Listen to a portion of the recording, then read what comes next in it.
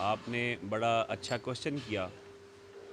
मैं समझता हूँ, बल्कि सब ये समझते हैं कि जो आपने सवाल किया है, इस सवाल का जवाब 8 फरवरी को अवाम ने दे दिया। सब ने इस सवाल का जवाब सुन लिया है।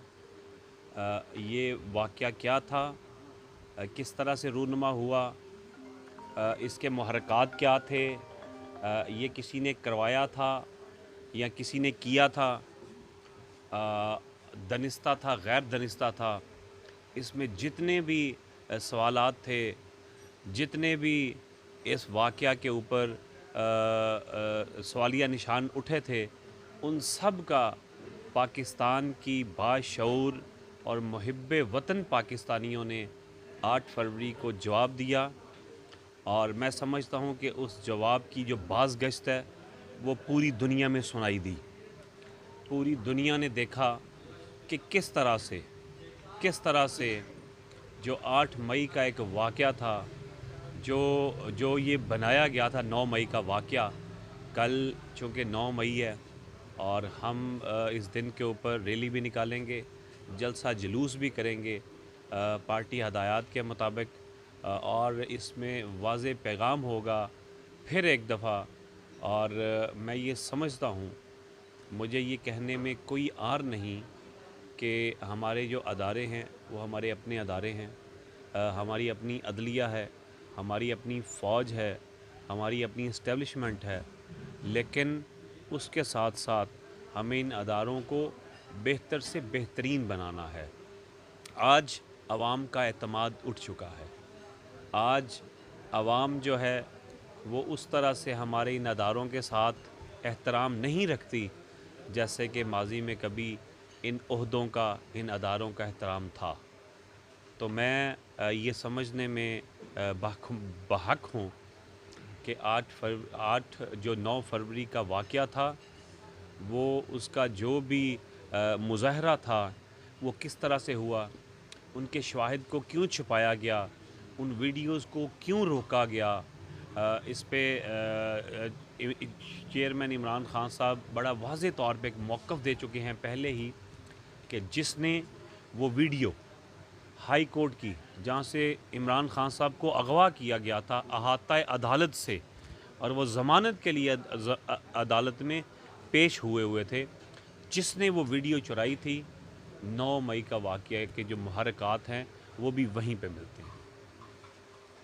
सैयद की और हनीफ अब्बासी की मुलाकात हुई, उसमें जो भी हुआ उन्होंने कहा आपको, अगर आप फिनिश का उसका गंदम स्कैंडल का नाम लेते हैं तो मैं आपको 47 का नाम दूँ। इस पर एक कमेटी भी बन गई, फिर कमेटी क्या फ़ैसला करेगी, मिट्टी पाओ या उसका जो असल मुहर्रिकात है वो सबसे सामने पहली करना बात तो ये है कि ये जो गवर्नमेंट आज इक़्तिदार में बैठी हुई है ना, ये जो गवर्नमेंट में ये लोग बेशर्म बैठे हुए हैं ना, वो इतने बेशर्म और इतने ढीठ हो चुके हैं कि उन्होंने ये वाज़े तौर पे तस्लीम किया हुआ है कि हम कौन से अवामी मैंडेट से आए बैठे हैं, हमने वापस कौन सा अवाम के पास जाना है, हम क्यों अवाम की बेहतरी करें। अवाम जाए पहाड़ में, उनको अपनी जेबों से गर्ज है। इनको शर्म आनी चाहिए थी। जो हमारी निगरान हुकूमत थी, उसका सिर्फ़ एक काम था, सिर्फ़ एक काम था, और वो काम था साफ़ शफ़ाफ इलेक्शन का बर वक्त इनकाद। और इन्होंने कितने लिंगर ऑन किए, कितना नुकसान पहुंचाया मुल्क को, और फिर उसमें क्या ये गुल खिलाते रहे, क्या इन्होंने किया। मैं समझता हूँ ये जिसने बात की है काकड़ ने की है। काकड़ ने की और ये देखें 47 कि कितनी शर्म की बात है, कितनी दुख और अफसोस की बात है कि वो क्या कह रहा है। और हनीफ अब्बासी के साथ बात करते हुए कि तुम मुंह छुपाने के लायक नहीं रहोगे, इसका मतलब ये हुआ कि जो तुम बैठे हुए थे निगरान गवर्नमेंट में, तुम इसीलिए आए थे, तुम यही मोहरा बने हुए थे, तुमने अवाम का मैंडेट चोरी किया। और अवाम जाग गए हैं। अवाम मोहसन हो, काकड़ हो, नकवी हो, कोई भी हो, अवाम जो है वो एहतसाब करेंगे और कड़ा एहतसाब करेंगे।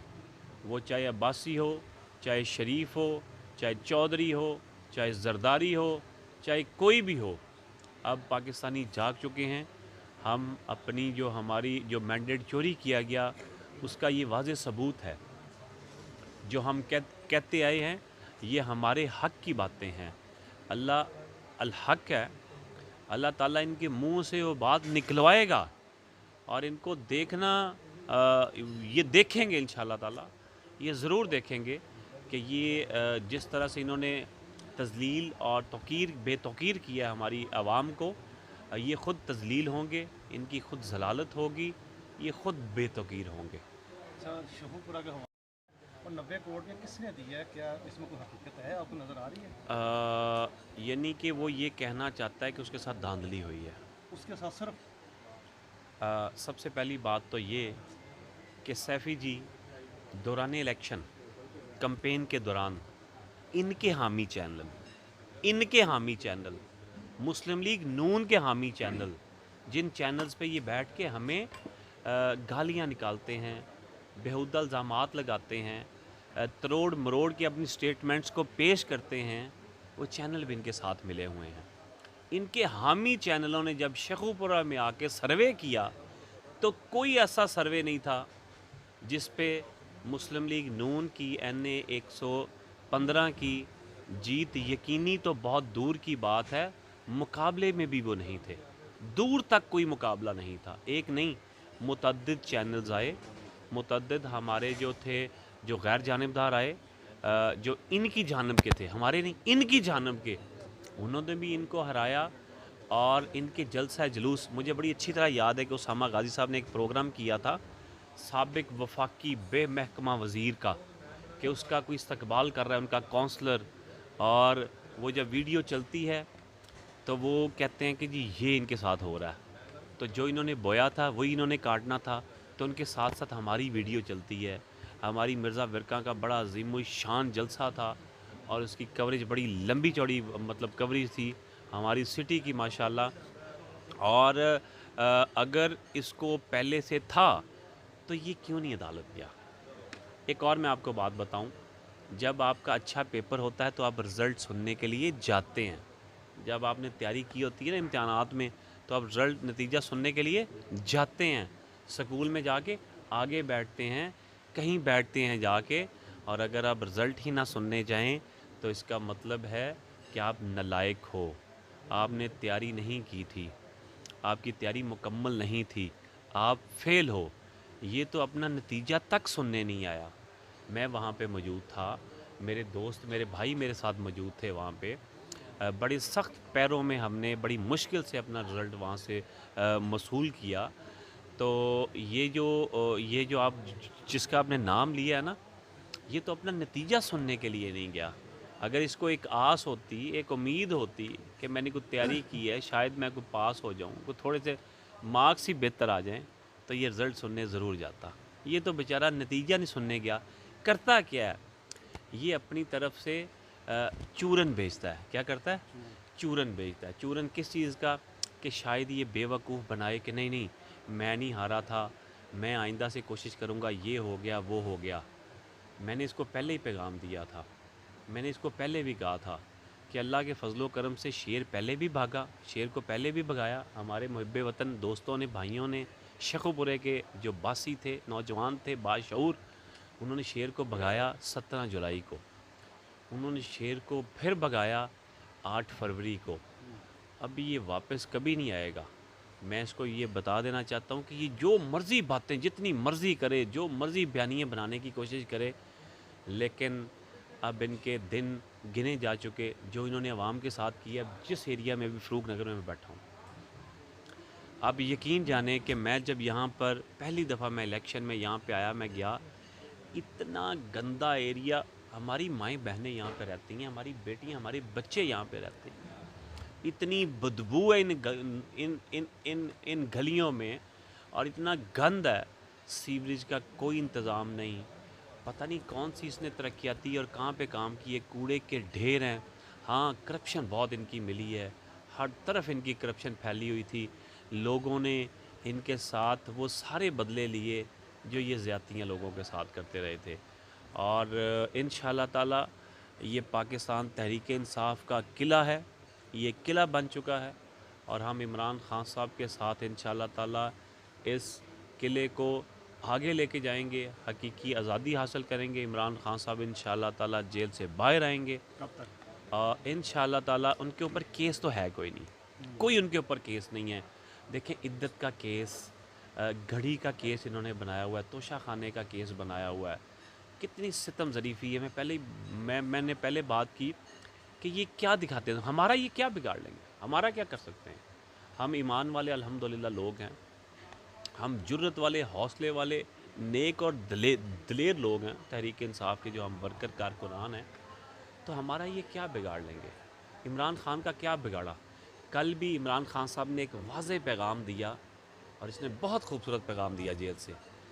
اس نے کہا پاکستانیوں گھبرانا نہیں آپ نے، میں جہاں پہ بھی ہوں اللہ کے فضل سے میں ان کا مقابلہ کر رہا ہوں، میں ہر آخری گیند تک میں ان کا مقابلہ کروں گا۔ تو عوام بھی خان صاحب انشاءاللہ تعالیٰ آخری گیند تک مقابلہ کریں گے اللہ کے فضل و کرم سے۔ کوئی کیس نہیں خان صاحب کے اوپر، خان صاحب کو فی الفور رہا کرنا چاہیے، اور خان صاحب کی رہائی صرف پاکستان کی رہائی نہیں، خان صاحب کی رہائی قوموں کی رہائی ہوگی۔ عمران خان معمولی لیڈر نہیں، عمران خان پاکستان کا لیڈر نہیں، عمران خان امت مسلمہ کا لیڈر ہے۔ عمران خان انشاءاللہ تعالی آواز بلند کرے گا، ہر اس مظلوم کے ساتھ کھڑا ہوگا، چاہے اس کا کسی بھی فرقے سے، کسی بھی مذہب سے، کہیں سے بھی تعلق ہو۔ انشاءاللہ تعالی عمران خان جو ہے اس نے حقوق دیے، اس نے پورے حقوق دیے تمام برادریوں کو، اور انشاءاللہ تعالی مجھے امید واسع کہ اللہ کے فضل و کرم سے انشاءاللہ تعالی کہ جیسے ہماری ساری مسیحی برادری ماشاءاللہ، جتنے باشعور ہماری یہاں پہ عیسیٰ نگری ہے، وہاں پہ ہماری گرجا کلونی ہے، اور اس طرح کی بے شمار جگہیں ہیں، یہاں پہ ہم اتنی زبردست میرے بھائیوں نے کمپین کی، اتنی زبردست ان کے اندر شعور ہے کہ جس کی میں سمجھتا ہوں کہ ماضی میں کوئی مثال نہیں۔ اور انشاءاللہ تعالی ہم پر امید ہیں سب انشاءاللہ تعالی، اور ایک نیا پاکستان بنے گا انشاءاللہ تعالی، جس میں یہ نقوی، یہ کاکڑ، یہ شریف، یہ زرداری، ان کا کچھ نہیں ہوگا۔ یہ وہیں پہ جائیں گے جہاں پہ پہلے وہ دوائی لینے والا گیا ہوا تھا، یہ میں آپ کو گارنٹی سے کہتا ہوں۔